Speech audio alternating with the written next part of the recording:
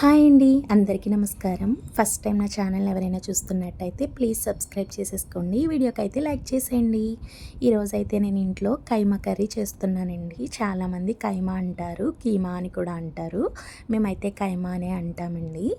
Process అయితే చెప్పేస్తాను. ముందుగా అయితే స్టవ్ వెలిగించుకొని స్టవ్ మీద కుక్కర్ని పెట్టుకోండి.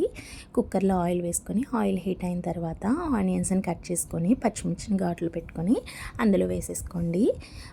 ఆనియన్స్ మంచిగా ఫ్రై అయిపోయేంత వరకు మూత పెట్టి ఫ్రై చేసేసుకోండి.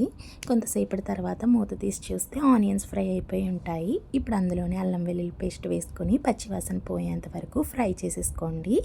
ఇప్పుడు అందులోనే నీట్గా కడిగి పక్కన పెట్టుకున్న కీమా ఉంటుంది కదా, అది అందులో యాడ్ చేసుకొని కొంచెం పసుపును వేసుకొని మంచిగా గరిటె పెట్టి కలుపుకొని మూత పెట్టేయండి. లో ఫ్లేమ్లో పెట్టుకొని కీమా అయితే మగ్గించుకోవాలండి. మూత పెట్టేసి కీమాలోంచి అయితే వాటర్ రిలీజ్ అవుతాయి. ఒక 2-3 మినిట్స్ తర్వాత మూత తీసి చూస్తే చూడండి, ఈ విధంగా వాటర్ రిలీజ్ అయిన తర్వాత అందులోనే తగినంత కారాన్ని వేసేసి మళ్ళీ మంచిగా కలిపేసుకొని 4-5 విజిల్స్ అయితే రానివ్వాలండి. విజిల్ అయితే పెట్టేయండి. 4-5 విజిల్స్ వచ్చిన తర్వాత స్టవ్ అయితే ఆఫ్ చేసేసుకొని విజిల్ పోయిన తర్వాత మూత తీయాలండి. విజిల్ అవ్వకుండా మూత తీయకూడదు. విజిల్ అయిపోయింది చూడండి. ఇప్పుడు మూత తీసాను. లైట్గా అయితే వాటర్ ఉన్నాయండి.